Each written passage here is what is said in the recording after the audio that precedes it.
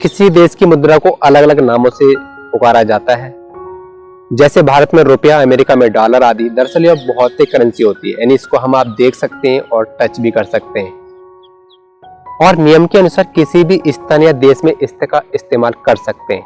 लेकिन crypto currency इससे अलग होती है, जो एक डिजिटल करेंसी होती है। इसे आप ना तो देख सकते हैं ना छू सकते हैं, क्योंकि भौतिक रूप में क्रिप्टो करेंसी का मुद्रण नहीं किया जाता है। और इस क्रिप्टो करेंसी को हमारी भारत सरकार बंद करने की योजना, यानी इस पे लगाम लगाने की योजना बना रही है।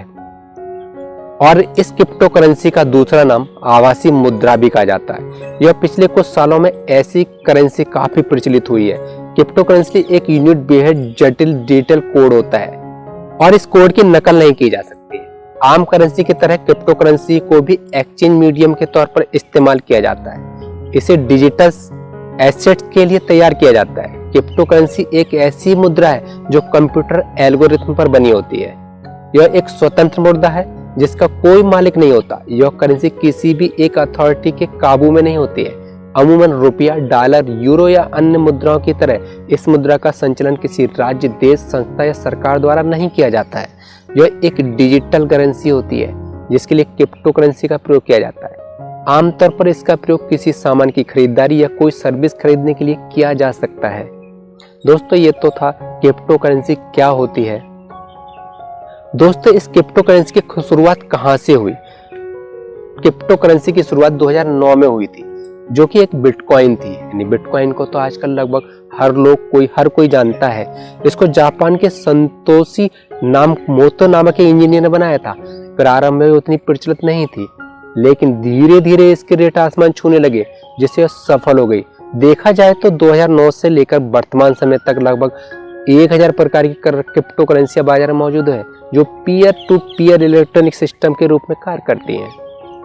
यदि हम क्रिप्टो करेंसी के ग्रोथ के बारे में बात करें तो इससे इन्वेस्टमेंट करना काफी फायदे का सौदा होता है। आज मार्केट में लगभग 1000 की क्रिप्टो करेंसी मौजूद है और इन सभी कॉइन्स की कीमत लॉन्चिंग समय ना के बराबर थी।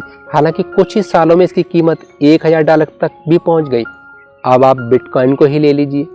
जब बिटकॉइन लॉन्च हुआ था तो दुनिया भर में रोजाना $1 करोड़ की ट्रांजैक्शन होती थी, लेकिन आज समय के साथ बिटकॉइन एक हफ्ते में $1 ट्रिलियन ट्रांजैक्शन की जा रही है।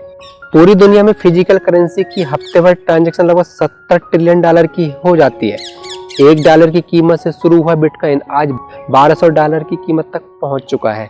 तो आप खुद ही अनुमान लगा सकते हैं कि क्रिप्टो करेंसी का भविष्य में कितना ग्रोथ हो सकती है। एक उच्च स्तरीय कमेटी ने सभी वर्चुअल करेंसी को भारत में बैन करने का सुझाव दिया है। हालांकि किसी सरकार द्वारा जारी की गई वर्चुअल करेंसी पर कोई बैन नहीं लगाया जाएगा। सरकार ने दोबारा जोर देते हुए कहा है कि क्रिप्टो करेंसी या लीगल टेंडर या कॉइन का दर्जा नहीं दिया जाएगा। इन क्रिप्टो एसेट्स को अवैध गतिविधियों, पेमेंट सिस्टम को खत्म करने के लिए सभी जरूरी कदम उठाए जाएंगे। उन्होंने कहा केंद्र सरकार तत्परता से ब्लॉकचेन टेक्नोलॉजी की संभावना को एक्सप्लोर कर रही है, ताकि डिजिटल इकोनॉमी को एक नया मुकाम तक पहुंचाया जाए। अब बहुत से देश क्रिप्टो करेंसी स्टार्ट करने के सोच रहे हैं, यहाँ तक कि कुछ ने चालू भी कर दी है। दोस्तों, ईरान ने अपने क्रिप्टो करेंसी कानून में संशोधन किया है ताकि वहां सेंट्रल बैंक आयात का भुगतान करने के लिए क्रिप्टो करेंसी का इस्तेमाल कर सके। बहुत जल्दी तुर्की डिजिटल नोट जारी करने वाला है। थाईलैंड में रेगुलेटर्स ने देश में बिजनेस के लिए 13 तरह के डिजिटल क्रिप्टो करेंसी की वैधता दी है।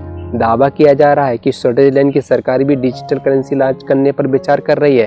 फिलहाल यहाँ की सरकार ई फ्रैंक के फायदे और चिंताओं पर विचार कर रही है, लेकिन इसके नुकसान भी बहुत हैं। क्रिप्टो करेंसी का सबसे बड़ा नुकसान तो यह है कि इसकी कोई भौतिक अस्तित्व नहीं है। इसका मुद्रण नहीं किया जा सकता, मतलब कि ना तो इस करेंसी के नोट छापे जा सकते हैं और ना ही कोई बैंक अकाउंट या पासबुक जारी की जा सकती है। दूसरा, इसको कंट्रोल करने के लिए कोई देश, सरकार या संस्था नहीं है, जिससे इसकी कीमत पर कभी बहुत अधिक उछाल देखने को मिलता है तो कभी बहुत ज्यादा गिरावट, जिसकी वजह से क्रिप्टो करेंसी में निवेश करना जोखिम भरा सौदा होता है। तीसरा, इसको अब गलत कामों के लिए जैसे हथियार की खरीद फरोख्त, ड्रग सप्लाई, काला बाजारी आदि आसानी से किया जा रहा है, क्योंकि इसका इस्तेमाल 2 लोगों के बीच ही किया जाता है, लिहाजा यह काफी खतरनाक भी हो सकता है। चौथा, इसको हैक करने का भी खतरा बना रहता है। यह बात दीगर है कि ब्लॉकचेन को हैक करना उतना आसान नहीं, क्योंकि इसमें सुरक्षा के पूरे इंतजाम होते हैं। बावजूद इस करेंसी का कोई मालिक न होने के कारण हैकिंग होने से भी मना नहीं किया जा सकता है। पांचवा इसका एक और नुकसान यह है, यदि कोई ट्रांजैक्शन आपसे गलत हो गया तो आप उसे वापस नहीं मंगा सकते, जिससे आपको घाटा हो जाएगा।